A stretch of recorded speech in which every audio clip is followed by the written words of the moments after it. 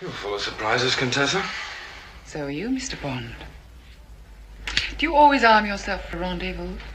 Occasionally, I seem to be excellent, Prawn. I'll take that if you don't mind. You're very sure of yourself, aren't you?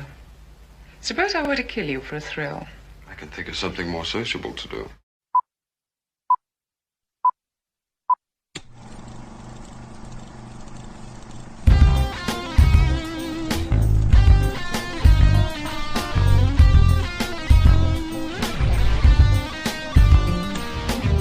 Chris Scalzi here with Matt Howell.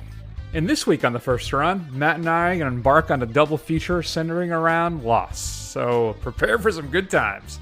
First up, Charlie Kaufman, who wrote Being John Malkovich Adaptation, directed and wrote Synecdoche, New York. Well, he returns with a Netflix original, I'm Thinking of Ending Things, a film that confounds and entertains. Then our Neo-Noir Marathon continues with Martin Scorsese's adaptation of The Executioners, or more precisely, Matt, maybe a remake of J.L.A. Thompson's original film version from 1962. Does Scorsese's loving interpretation work, or is just a little bit too much homage going on here? There's a reliably informative and entertaining rundown of the big releases on home video featuring your straight-to-DVD and streaming picks of the week. Then Matt and I are going to wrap up the big show with a little spicy round of your favorite role-playing game, Who Dat? Who's Matt going to be this week? Is there a Matt? Is there a Chris? Is it all a projection of my mind? There's only one way to find out, dear listener, and that is to listen on. So let's hear a clip from I'm Thinking of Ending Things. Jake, my boyfriend. It's snowing. Winter is coming in. We have a real connection, a rare and intense attachment. I've never experienced anything like it. I'm thinking of ending things. Huh? What? Did you say something? I don't think so. Weird. I'm visiting Jake's parents for the first time. He hasn't been my boyfriend for very long. They really are looking forward to meeting you. I think of ending things. Hello? We're here. Oh, hi. Oh, it's all wet.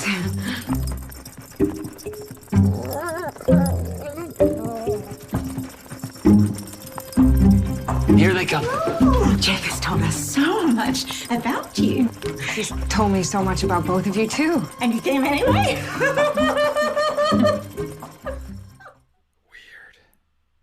All right, Matt, you know I love to do it. Why don't you give a little taste? What is I'm Thinking of Ending Things all about?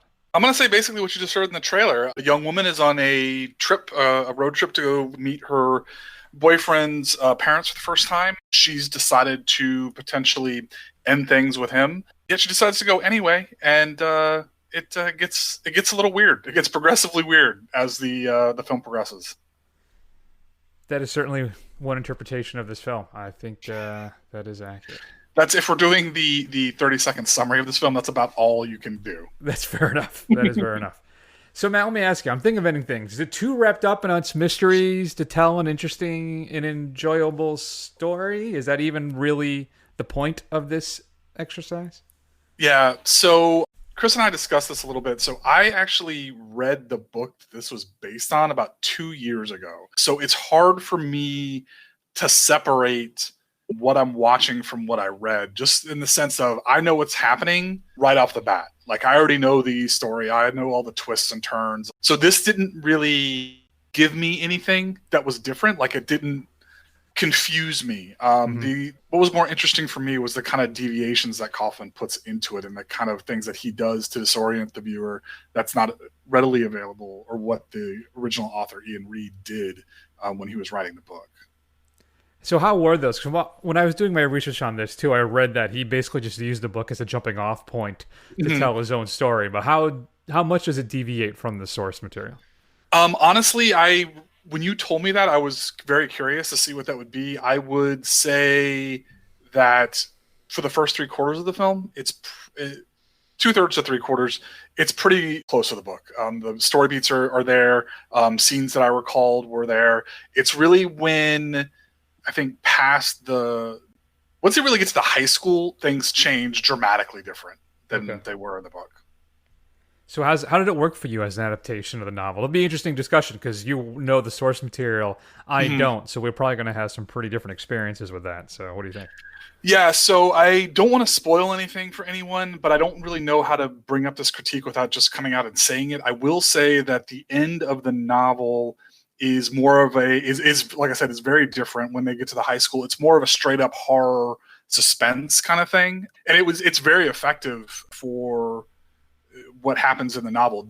What Kaufman decides to do with that is just kind of jettison all of it, and he gives very much more lyrical, surreal dream imagery that he relies on you to be able to put together and come up with your own idea of what exactly happened. He doesn't lay it out bare for you, whereas with the novel, with the hints and everything, and if I do have one criticism of the novel, by the end of it, he's literally told you exactly what's happened. Like all the kind of stuff that's led up to this, all the kind of imagery that he's given you and the things that he puts you to put together, he doesn't leave you with a sense of interpretation. He's like, no, this is exactly what happened. And he like lays it out in like in the last 10 pages of the book. So very different from that perspective. So I don't know which one I prefer.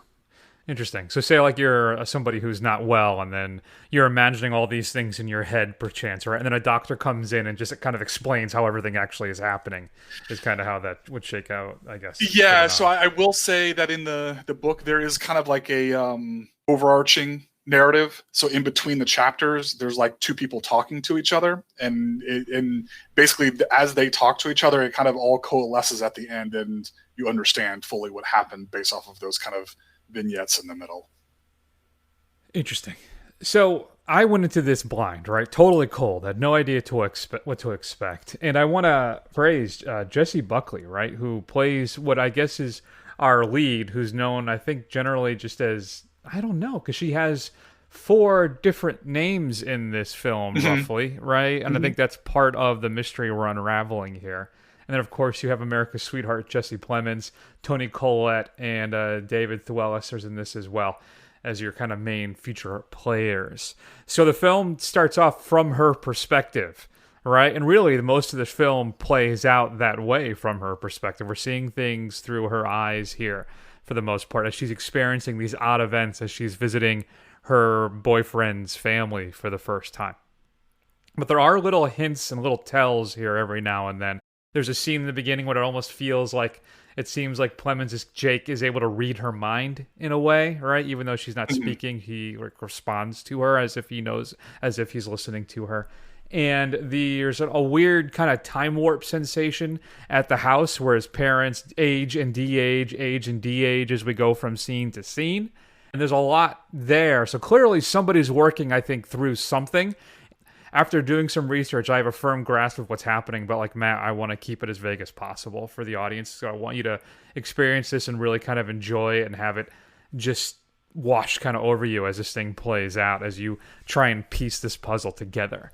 But it's a kind of an experimental take on loneliness, disappointment perhaps, and just kind of, when you look at your life and what have you done, what have you lost, what maybe never had and never actually happened.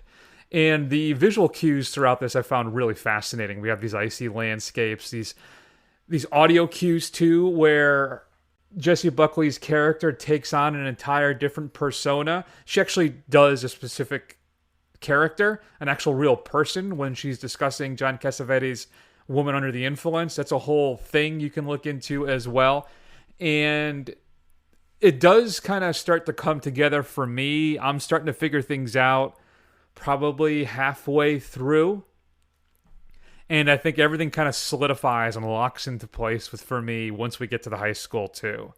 Right, when he sees the guy or something, right? And he has to go talk to him. Then everything, because we're intercut with this janitor at this high school the whole time, trying to figure out what his importance is in this play, what he is here to do. And everything kind of just snaps into focus for me, at least around that point. It's her narration exists to kind of obfuscate, I think, what's really happening in a way. And once you realize the true perspective of the film, everything kind of makes sense. At least it did for me. It's really, the whole thing is an illustration of perhaps what Plemons' character wants and what he can't have. and how I think it really is distilled in that discussion of Woman Under the Influence, where he, there's something he likes, and then someone kind of reads and gives him a new interpretation of something, and then he realizes it's something else that's been taken from him. And the whole film kind of plays like that. And by the end of the movie, the title, Matt, for me, took on an entirely different meaning, which I guess is the whole point.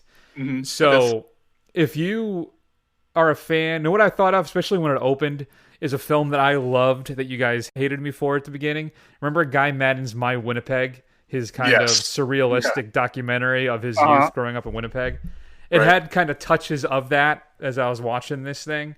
It made me want to revisit it. I bought that on Criterion years ago, and I haven't watched it, so I gotta check that out again. But I don't know, Matt. This thing really worked for me. I was really kind of drawn in by the mystery of this. It's unnerving, it's scary at times, and then just ends up, as I said, being kind of achingly sad.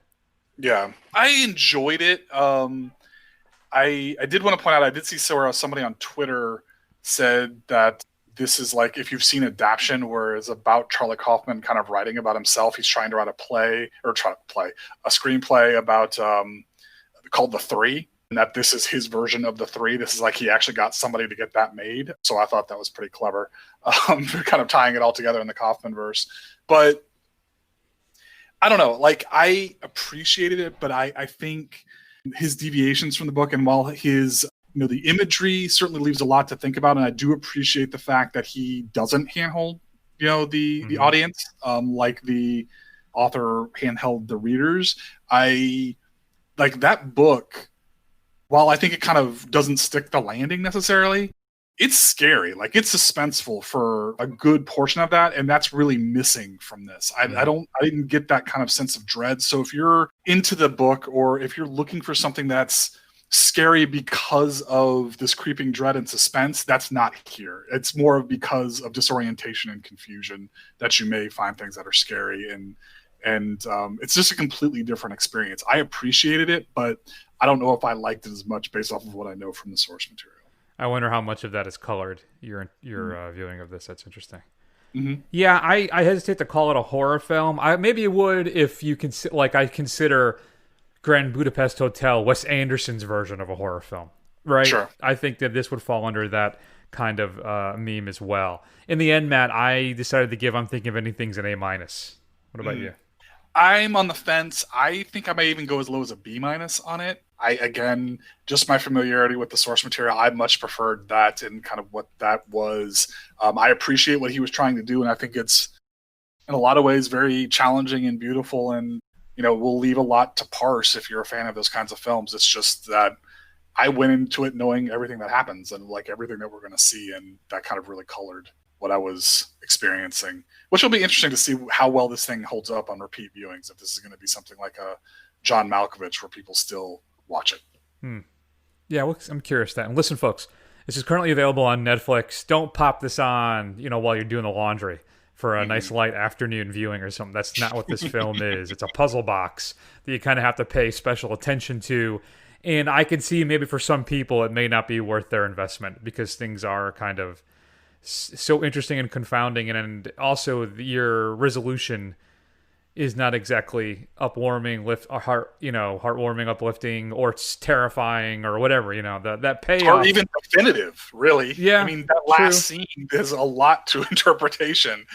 So I mean, that last scene is, yeah. I mean, there's again, if that's not your type of thing, this is one of those films that's not for everybody, but I can still recommend it. Yeah, agreed.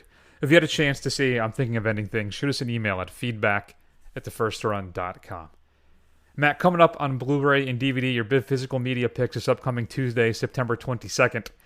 Not a lot, as always, but we're getting closer to Halloween, so we're starting to get some good stuff. But there's one collection of films, a 3-disc set of movies being released. It's been out of print for a while now, and I have to admit, I'm kind of excited about it. In fact, I already pre-ordered it, and it will be at my house on Tuesday.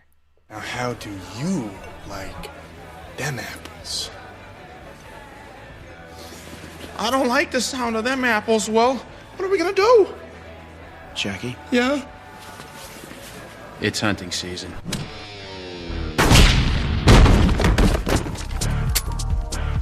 Applesauce, bitch. Sorry to interrupt, sirs, but we've got a 10:07 on our hands. Oh, Jesus, again, Ben? No bullshit, because I wasn't with a hooker today. Ha ha!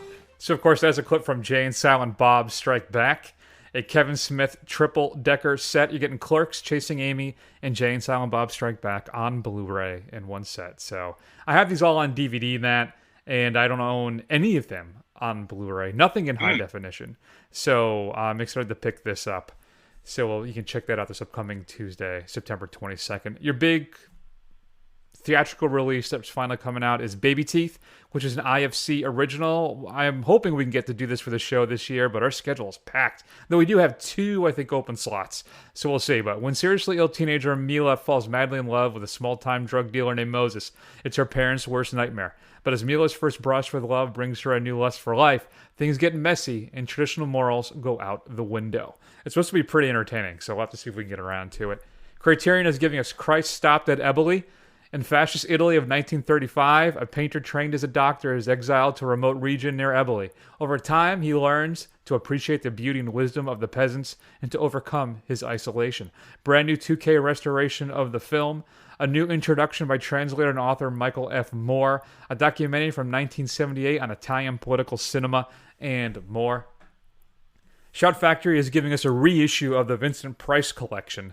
I was kicking myself for missing this the first time, Matt. Includes Fall of the House of the Usher, The Pit and the Pendulum, The Haunted Palace, Mask of the Red Death, and for the first time, an extended version of that film, Witchfinder General, and The Abominable Dr. Phibes. And what this loses is, I guess, each film actually had an introduction by Vincent Price. That was included in the initial set, but they lost the rights to those. So they added in a whole bunch of new special features on this set. So I will hopefully will be picking this one up as well. A cult classic from the, it's 90s, right? 90s. The Faculty is one of the, it's what's his name's there? Robert Rodriguez's little Body Snatchers riff is coming out on Blu-ray. That's been out of print for quite a while. I Love You to Death is coming out, which features, look at this cast, Kevin Kline, Tracy Ullman, River Phoenix, William Hurt, Keanu Reeves. Joey Boca owns a pizza parlor and has been married to Rosalie for years. She's horrified to discover that Joey's been cheating on her, but refuses to divorce him, so Rosalie decides there's only one other choice. Another set, Matt, that I pre-ordered, and I don't quite know why I did this. Maybe because the price was so cheap and it had the digital copies included. But the Rob Zombie trilogy of House of a Thousand Corpses, The Devil's Rejects, and Three from Hell. Now, I actually think Devil's Rejects is pretty good. I was not a big fan of House of a Thousand Corpses, and I have never seen Three from Hell. So I think it was like $12. So I pulled the trigger on that. What are your opinion on those films? Yeah, I was not a huge fan of House of a Thousand Corpses. I thought Devil's Rejects was better, but I didn't love it. I didn't see... Three from Hell, so I'm about in the same boat that you are. There you go. Warner Archive is releasing That's Entertainment 1, 2, and 3. Known as the greatest clip series ever, Warner used clips from all their old classic films or musicals with new introductions from the stars of those films, sometimes featuring those stars as final on-screen performances in front of these dilapidated sets, because at the time Warner was going through some financial difficulties, so everything had started to deteriorate. They started selling stuff off. Just a fascinating time capsule of the time is being released. Also, Legends of Tomorrow, the 5th season of that show from the CW. I think really the most consistently entertaining show of all the DC Universe comic book series out there. I haven't watched the last season of The Flash. I haven't watched the last season of this. I've just, unfortunately, have abandoned all of these shows. I'd really like to pick up with them. I think I have 6 episodes to go of the second to last season of Arrow. I'm so behind on all of this stuff. What about you, Matt? Are you still on any of these shows, or? No, not even a little. I haven't watched them in years. I mean, I used to really enjoy The Flash. I thought it was my favorite one, but the quality just started going down. I don't think I've watched it since like the 3rd or 4th season. Yeah, man, too bad. Include some deleted scenes, a gag reel, and more. Some 4K releases, Matt. Full Metal Jacket. Kubrick's film is getting its 4K release. Best Buy has a steelbook for that. And then Whiplash getting a 4K release as well. Your straight-to-DVD pick of the week, Matt. I'm going to quiz you now. The Prophecy Collection. You know, that Christopher Walken Angel film series? Mm-hmm. How many of those have they made? I know of at least 2. I don't know how many have they made. 5. Really? There's The Prophecy, the first one with Walken, which is a nice kind of fun, down and dirty B movie, right? And the Elias Koteas is in that too. With Viggo Mortensen as the devil, which is awesome. Yeah, no, the first one's good. Then you have part 2, God's Army, 3, The Ascent, 4, Uprising, and 5, Forsaken. Walken only appears in the first 3. Majorly in the first one, obviously. In the second one, not so much. And then the third one, I think he has like a walk-on role or something like that. I don't remember. I haven't seen him in a long time. But you can get all 5 films this upcoming Tuesday. What should we be streaming this week, Matt? We here at the First Run, we enjoy documentaries, but with a few exceptions, Chris has declared that we're not going to do documentaries for the show because there's not as much to talk about. He doesn't feel like there's as much to get into as there is for, a narrative or a fiction narrative. I'm taking it upon myself to start recommending more documentaries. So I'm going to recommend Class Action Park, which just came out on HBO Max. It's about the Action Park amusement park in New Jersey, the most dangerous amusement park ever, where there were several deaths. It's really just an interesting look to kind of see the genesis of it. They interview some famous comedians like Chris Cathard, who talked about while they were there and some of the experiences they had while there. And then it kind of goes into its decline and some of the tragedies that happened there, and really kind of sets out this whole thing of how something like this could only exist really in the late 70s into the 80s kind of mindset. It's a really interesting little documentary that turns funny and tragic. Yeah, I'm about halfway through that one, actually. So I've been interspersing it with episodes of Hannibal. I'm about 5 episodes into season 2 on that. It's gotten better. It's still, I don't know. It still seems to be more looking for shock value with some nice aesthetic looks, But I love me some Mads, though. I like Mads Mikkelsen a lot. I will not tolerate any dispersions of that show at all. Fair enough. No disparaging of Hannibal at all. And this, not with me here, Chris. Oh, you know what else we've been watching that I've actually gotten into, even though we only have 1 episode left? What's that? Cobra Kai, which just hit Netflix a little while ago. Which I have not seen any of that show. That's on my list. I haven't seen it.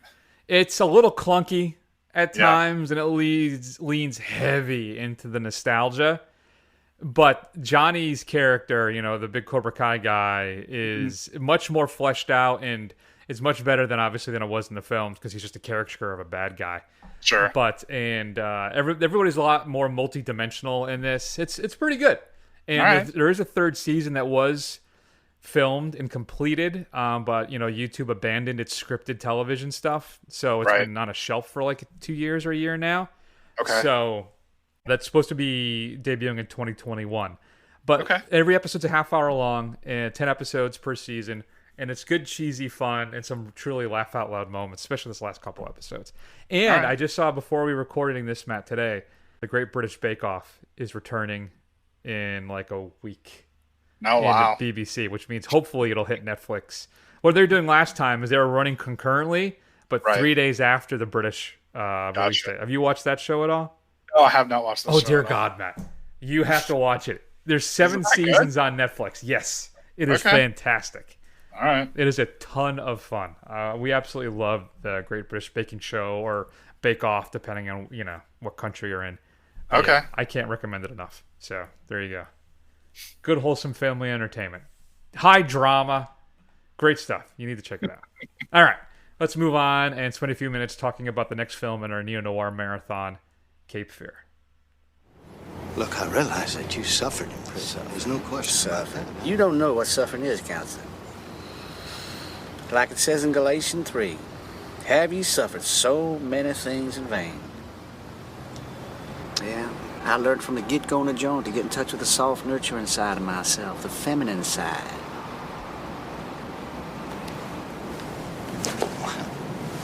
Well, I'm open to some sort of discussion on compensation. Well, what shall be my compensation, sir, for being held down, sodomized by 4 white guys? Or 4 black guys? Shall my compensation be the same? What is the formula for compensation, sir? Man, it's a weird clip to pull. Plus, the audio on that sounded a little off. It sounded like a little sped up. It sounded a little fast. We'll have to talk to our intern about that. So, obviously, that is Bobby D. Robert De Niro and Nick Nolte in Martin Scorsese's Cape Fear. So Robert De Niro plays Max Cady, recently released from prison, and he has got a hankering for giving a hard time to his former attorney, Nick Nolte, playing the role of Sam Bowden. He feels that he didn't represent him zealously, as he says in this film. De Niro, Matt, really just brings things to another level in this film. He does. But let me ask you, for Cape Fear, as he's stalking this family, looking to get his revenge, Scorsese, too much show and not enough tell on this? He seems... There's one thing about this film that I love, but I wonder if it works to the film's detriment narratively. Okay. I wonder what that could be. Yeah, so this is an interesting film. Like, I had never actually seen this film like in its entirety, like in a sit through. I had seen probably 2/3 of it in bits and pieces. And I'm actually way more familiar with the classic Simpson episode called Cape Fear, which if you haven't seen it, you have to watch it, where the AV Club came up with its, back when it was still good, came up with the rake gag. That's where that comes from, is from that episode. So I was doing some research on this, and it was very interesting to find out that, one, I didn't realize that initially Martin Scorsese was going to do Schindler's List. Yeah. And Steven Spielberg was going to do this. And Steven Spielberg approached Martin Scorsese and said, Marty, you know, I'm really moved by Schindler's List. I want to do that. And Martin said, you know what? The Last Temptation of Christ was a huge bomb. It was very controversial. I need a box office win. So here we are. This is what he decided to make. I read a criticism where this is described as a movie that Martin Scorsese made for us, as opposed to made for himself. This is not really his kind of usual stuff that he has, but I will say it's absolutely gorgeous. There are shots in this that are just absolutely surreal and just menacing, and I loved like the visuals of it. And as you said, De Niro, even when he's not on screen, he's always felt. He's like this kind of menacing presence on the just off screen the entire time, and he's just absolutely fantastic in this. Even though at times it's maybe a little too graphic. The kind of famous scene against the clerk that he picks up on the bar, I seem to remember that being a lot less explicit. Like, it was more like you saw the aftermath, like you didn't see as much as you did. So that was not what I was expecting. Maybe you watched the TNT version and they edited that scene down a bit. Maybe they did. I can tell you why you like the aesthetics of this film so much. Why is that? Because Scorsese is aping entirely Alfred Hitchcock in this film. Okay. Right down to the Saul Bass titles in the beginning, the adapted Bernard Herrmann score. He brings in Elmer Bernstein to just basically rework a little bit Bernard Herrmann's score from the original film. And you have your unusual camera angles, these shots, the lighting, the way it's edited. This whole thing is an homage to Hitchcock. This is Scorsese making a Hitchcock movie from start to finish. That's entirely all this is. And I think that's where, if I had any issues with the film, I loved it, but I feel at times it's too focused on that, of him making a Hitchcock genre film and not making a Martin Scorsese film. That's maybe the only criticism I have, and it's light at that. I love that we get Robert Mitchum, Gregory Peck, and Martin Balsam all back in this film from the original. And of course, as you may be aware, this is Gregory Peck's last on-screen role, small though it is. And it's maybe a little hokey in its conclusion, but overall, I think it's an exceptionally fun exercise in genre filmmaking, and I enjoyed watching Scorsese make a Hitchcock movie, basically. And did get some nominations, right? De Niro was nominated for Best Actor. Juliette Lewis was nominated for Best Supporting Actress in this. And you have also, let's not forget, you have Jessica Lange doing her very best Tippi Hedren, Janet Leigh as well in this film. So I enjoyed the hell out of it. I think it is a lot of fun. It is you're right about De Niro's presence, that even when he's not in the scene, he is lording over everything that's happening in this thing. And he is just having a blast with this film, clearly, from start to finish. He is having the time of his life making this thing. So, yeah, no, I rather enjoyed it. It was a lot of fun. I ended up giving Cape Fear a B+. I'm not the Hitchcock scholar that you are. I didn't see as much of the aping. I just knew that it was something completely different than what you would normally see from Scorsese. I enjoyed it a lot more for that. I don't think it necessarily sticks the landing, like you said, but man, just some of those scenes, like that scene with Juliette Lewis, who was only 17 at the time she shot this film, and they had never rehearsed that scene before. That was their first take, and in the theater, that whole thing, the tension in that is just so palpable, and it's just such a gross scene, but it's so you can't look away. Like, I gave it an A-. Completely different film than The Grifters, but still has that kind of undercurrent of just nastiness that you expect from neo-noir. Except whereas Grifters, it kind of works you into that. This basically has it cranked to 11 from the first frame, and it just goes from there. Yeah, and does not let up until the end. It's quite an experience. So, I don't consider this a film that Scorsese made for the masses. I look at this, as I said, as just his version of a Hitchcock film. But it was a huge success. Oh, it was a big hit. It was a big hit for him, and he needed it coming off of Last Temptation. Which is a film I haven't seen either. I haven't seen it either. I'm looking forward. I got to catch up with that one. It's going to be part of our band marathon. It's the first film in that one, so that'll be fun to check out. Plus, it's got David Bowie, right? It's Pontius Pilate, so how can I go wrong? How can you go wrong? So if you got a chance to check out Cape Fear, shoot us an email at feedback@thefirstrun.com. Matt, are you ready? Are you ready to slip into an alternate identity and answer some really just horribly tough questions? I'm not sure how you're going to get out of this one. So let's set things up a little bit, shall we? We're sitting here, you and I, like a couple of regular fellows. You do what you do, I do what I gotta do. And now that we've been face to face,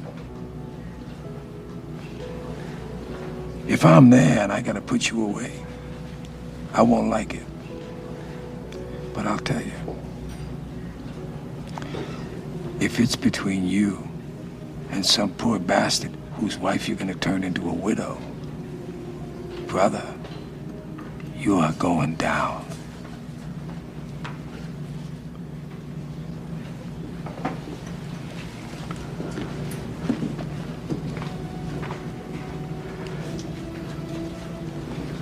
There's a flip side to that coin. What if you do got me boxed in? Then I gotta put you down. Because no matter what, you will not get in my way. We've been face to face, yeah. But I will not hesitate. Not for a second. Badass. Of course, that is the famous diner scene, right, with De Niro and Pacino from Michael Mann's Heat. Mm-hmm. Matt, you are Robert De Niro. Okay. What is your most iconic role? And or I could say, what's your favorite? Maybe that might be more fun for you. I would have to say that my most iconic role is a Taxi Driver. I think that's the one that stands out the most. I mean, obviously, my gangster films and Casino and Goodfellas, that's kind of what I'm known for. But I think as a character, Part 2. Yeah, I think as a character, Travis Bickle is my stamp on my legacy. As far as what my favorite film is, the one that I had the most fun with, I'd have to say Meet the Parents, because it really made me touch into my comedy side. And I really dove headfirst into that for a few years. Just really wanted to kind of stretch my legs a little bit. All right, that's certainly an option. It wasn't the Grandpa movie there you did, or whatever it is, with Zac Efron? What's that one? Dirty Grandpa? No, it's not it. I think I'm inclined to agree with you that Bickle may be his most iconic role. Probably the one that may have been the most fun to play. It could be something short and small, kind of like his Louis Guerra and Jackie Brown. He may have had a good time, I think, with that. And I'm inclined, though, to lean towards like a Midnight Run. Yeah. Him as Tuttle in Brazil, even. I mean, that may have been a good time. Right. So Ronin's a lot of fun, folks. If you haven't seen Frankenheimer's Ronin, that is a pretty good action film, too. It kind of flies under the radar a lot of times. All right, what do you got for me? All right, Chris, I hate to do this to you. I do. I know it makes you sad. It makes you sad every time, but Johnny Hollywood, president of Hollywood. When are you just going to call 2020 already? I mean, seriously. I mean, you pushed Wonder Woman way back. There's now rumors that Black Widow's getting pushed back. Fauci's gone on air saying we're not getting over Corona until the end of next year. So when are you just going to call it already? Here's the problem with that. So what we're doing, I'm going to give you a little inside dope, is we're trying to clear the runway for Tenet. Right? So, the studios are seeing that Tenet numbers are not doing well. So, Warner Brothers and stuff, since owns all the DC films too, like, you have Wonder Woman, which they're going to push back. It looks like Black Widow may indeed get pushed back. I think it's just a matter of time before maybe No Time to Die gets pushed back as well. But they also want to give it a chance to make a little bit of money. So, Tenet's going to kind of be in theaters probably for the rest of the year. And maybe they can trickle in and make some of that money, but we can't. Here's what's going to happen: is the theaters are going to do horribly. People are going to still really aren't going. The numbers aren't going to be there. We're going to pocket some of these big releases because we can't afford to take those hits. And then the theaters may end up closing again, and then we'll renegotiate. And I think what will happen is the window to home video on demand streaming stuff is going to shorten even more. Maybe we'll give a little bit more of a percentage to the theaters, and that's kind of how we'll balance that all out in the end. But it's looking pretty dark, I think. It'll make for an interesting 2021 for sure. Because I don't even know. I mean, how many films are you going to have in the bag? So either this is going to lead to like just a glut of awesome films, just one after the other at some point when they finally start putting this stuff out, or it's gonna push back just release schedules, like literally be like a black mark, like just a year that didn't happen. Yeah, just a blank space on the spreadsheet. Yep, I saw an article just yesterday that people are thinking, just prepare ourselves that next year is going to be basically just like this year all over again. Mm-hmm. Yeah, it's gonna be. So cool.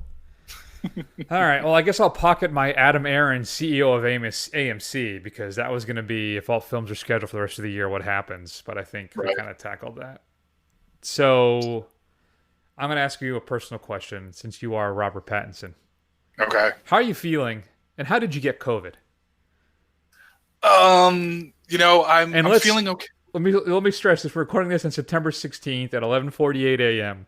in case something goes horribly wrong with Pattinson. We are wishing no ill will on the man. We're hoping he will have a speedy recovery with no long-term implications. All right, go ahead. Yeah.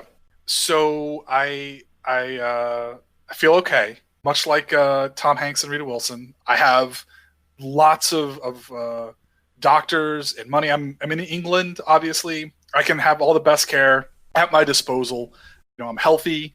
It's not hopefully hitting me too hard. It's not hitting me too hard, and hopefully there's no long-term complications from this. I'm keeping my fingers crossed that I suddenly don't develop asthma or something. But so far, it's looking okay. How as far as I got it, we tried living in a bubble as much as we could, but at the same time, I'm Robert Pattinson, and I am British, so I have to go out to my local fish and chip shop all the time. So I guess, standing in late night line, after I've had a few drinks and some beers in my backyard, or my garden, as we like to call them in England, you just don't think about it when you're all standing in line waiting for salt and vinegar chips to be made by and put into a newspaper. That's very specific. I appreciate the nice touches there. Salt and vinegar chips are good. And when we say chips too, those are what we call French fries, basically. Exactly. That's right. Yes, that's right. The proper way to say it. Thank you. Well, good. Well, I hope you for the best. Yeah, I don't know what happened. I think interesting that from what I understand, Matt Reeves is filming as much as he can around him and using his stunt double or whatever the case may be, for the Batman stuff. Sure. But it's too bad. I hope hope he turns out okay. Yeah, me too, man. Jesus. Not good. Very not good. Not good. Very bad. Do it. No good. Really bad for you. Not good. Believe me, not good. Yeah, there you go. Perfect. So you're Steven Spielberg. What the hell is your Cape Fear like? What was your vision for Cape Fear? Well, you've seen... Listen, there are people who whisper that I ghost directed Poltergeist. So I can handle the horror, right? I can do the scares. War of the Worlds can be pretty intense sometimes. It's not going to be as flashy. I probably wouldn't have done a Hitchcock riff like Marty did, but I would throw back and lean heavily into the original film as well and make kind of this modern noir. I probably would have cast Tom Cruise in some capacity in that film. I'm not sure. Or Harrison Ford, which I guess Scorsese initially wanted Ford to play the attorney, but Ford wanted to play Katie. Oh, and I got to okay. admit, I think De Niro was the right choice over Harrison Ford for that role. But yeah, no, it wouldn't have been as dirty and slick, I think, right? We probably would have excised that whole scene with Elena Douglas and De Niro in the hotel room with the law clerk there. So you probably wouldn't have had a lot of that there. And it would have been more life-affirming and more family-oriented, and everybody would have come together. And Juliette Lewis would have, instead of going to the acting audition, yep. She would have gotten on her bike and rode in with her friends and talked about her acting teacher. Except it would have been Drew Barrymore. But yes. Yeah, exactly. There you go. Very good. Very good. Yeah, that's pretty much it. And in the end, we would have sat down, Katie and Nolte, De Niro would have kind of hashed things out. And walked away with shaking hands, and that would have been it. It wouldn't have to have ruined that big boat. Mm-hmm. Generally. Do you got another one? I'm thinking about it. So, Matt, Jonathan Majors, which is one of my favorite names, has been supposedly cast as Kang the Conqueror in Peyton Reed's Ant-Man 3. Kang is one of my favorite Marvel villains, and there's a couple impacts of him being cast as Kang because who his lineage is, who he's related to, which I think is great. So is Kang going to be a one-off Ant-Man 3 villain, which I think would be a major disservice, or are we setting up something bigger? What's going on? You are Peyton Reed, by the way, I should specify. Yeah.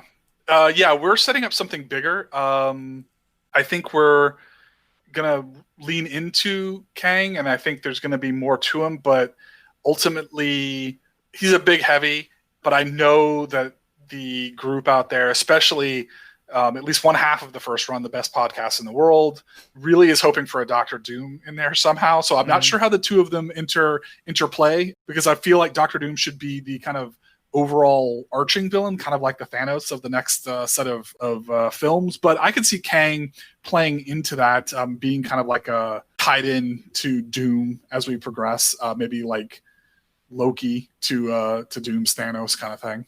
And that's how you introduce the Fantastic Four, right? So do you have that knowledge? Can you break that down, what the tie-in to the Kang and the Fantastic Four is? Specifically, Reed Richards? Yeah, so he's Reed Richards' brother. So obviously that indicates which kind of way we're going with casting for Reed Richards, which is super cool. Well, I'm still interested to see who the rest of the team's going to be. I just hope they don't skew young like they did the last time, because I need Reed Richards with his salt and pepper hair on the sides. I need the Thing to be a grumpy old man. So I just hope that they kind of stick to the appropriate ages for everybody. Yeah, we'll see how that shakes out. I've always liked Kang. One of my favorite Avengers arcs is it called Age of Immortus? I can't remember, but Immortus, of course, is the older version of Kang. He's a Time Lord, I think, at some point, too, is what they refer to Immortus as. Okay. Either way, I'm really looking forward to Kang, and I really hope that they don't do a one-off Ant-Man. They can't. I think he's too big a name. Though they did that to Baron Zemo, basically, and I think he was a pretty big villain. Yeah, he was a pretty big deal. I mean, the Red Skull, he basically showed up in one film. Yeah, he was like, he's like Captain America's all-time nemesis. That would stink. I don't know, but it looks like this may be our the introduction of the Fantastic Four. So, in some capacity. Are you more excited for the Fantastic Four to be brought in, or the X-Men to be brought in? Oh, X-Men. For sure. I was never a huge FF fan. I liked Mark Waid's run a few years back when Mike Wieringo was the artist on that. Of course, you have John Byrne's legendary run on Fantastic Four. Yeah. But, yeah, no, it never really grabbed me like the X-Men did. There was a run, I think I started reading X-Men around issue 190-something, and was there for up through, I think, Grant Morrison's run. Oh, wow. It's a long time. Well, no, that's a lie. I picked it up again for Grant Morrison's run. Okay. I had dropped it around the 230s, I think, 240s maybe. So, but I read it for quite a few years. Yeah. So the John Romita Jr. was drawing it, and then Mark Silvestri came in, right? And then Jim Lee, but yeah, no.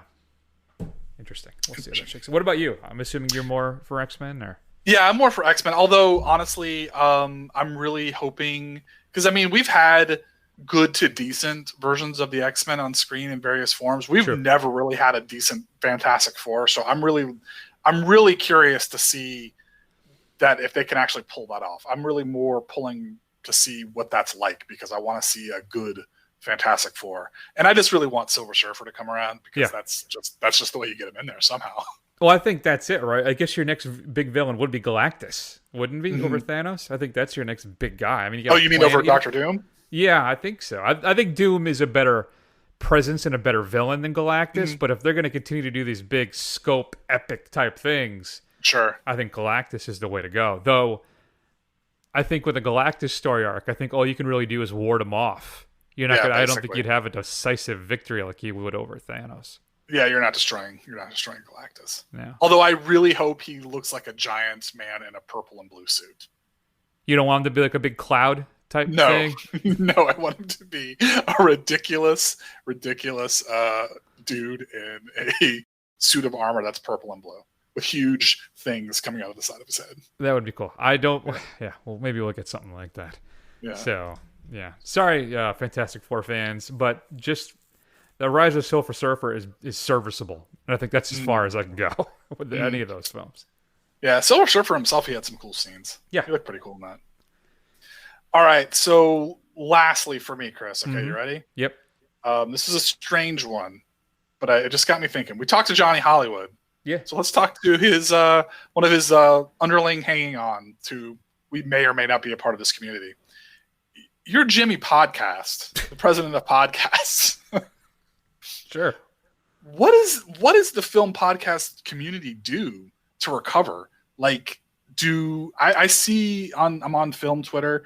I see some of these podcasts hanging it up, because there's not really new movies that are coming out. And what are you going to talk about? So are we seeing kind of like a drying up of the podcast landscape for film? Absolutely not. There are so many middle-aged white guys, Matt, with extra money to burn. I don't think so. There may be some people are calling. I can't see. Listen, look at us. All right, with a minimal listenership, we are 500 and 17? Is this 517 or 518? We are 519. Look at me. Look at us. We are 519 episodes down here, still rolling. I think part of it is a lot of the stuff with people, we just like to hear the sounds of our own voice, and we think that we're part of the draw. There's so many other podcasts out there. You got to imagine at some point it's you that's bringing people in and not necessarily just the films themselves. So, no, maybe there's some people dropping off. They're just not committed like we are. I think that people and podcasts will adapt like we did this year and shift to a lot of streaming platforms, much I think like the industry has done as well, starting to release these things on demand, straight to video as well. So I think it's just about adaptation. That's how you survive. Only the strong will survive. So that's us, buddy. Well, I'll be doing this till I'm 90. Well, yeah, I wasn't talking about us specifically necessarily, but I guess the community as a whole. I just think that it'll be really interesting to see if, if you're not getting these kind of big tentpole themes and everybody's kind of like reviewing the films of 1985 and over and over and over again, like, what does that look like? I mean, how many times does somebody need to talk about, Back to the Future? That's true. When I look at some other shows out there and I listen and sample other shows, I am less inclined to revisit hearing another show's discussion of Alien or something like because there's only so many ways to dissect that. I think as Jimmy Podcast, I just think that though, as more stuff goes to home video and stuff, that the other groups will adapt to it, because part of it is, what are you going to do? Everybody's mostly home for the most point anyway, right? And you're watching stuff on demand. So you're going to have to, podcasters really have to carve out that niche and find what works for them and focus on that. If the content isn't going to be there, maybe you have to find another way to distinguish yourselves and make yourselves more listenable to, or have a different kind of grab. Maybe we have to retool the whole show, Matt. Who knows? Maybe. You know what?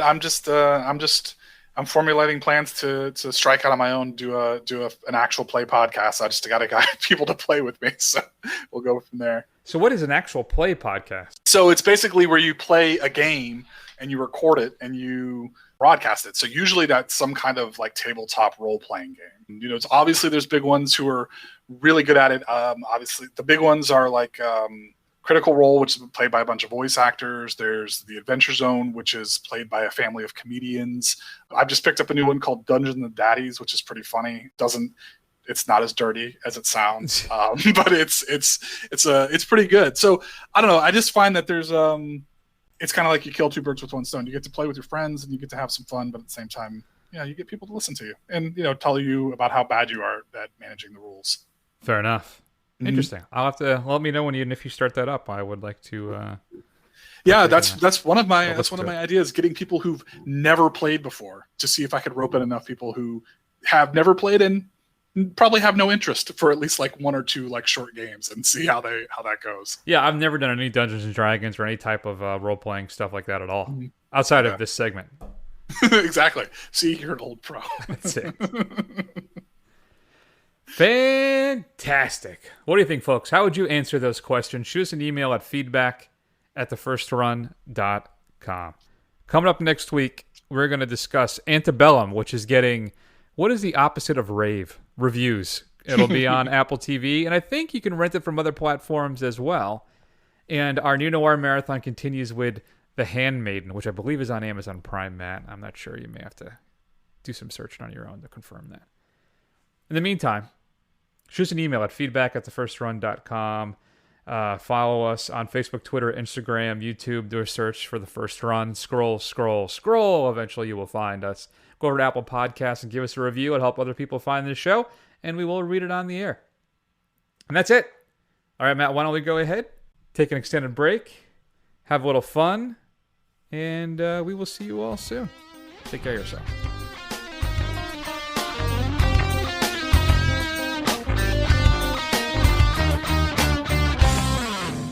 Counselor! Come out wherever you are.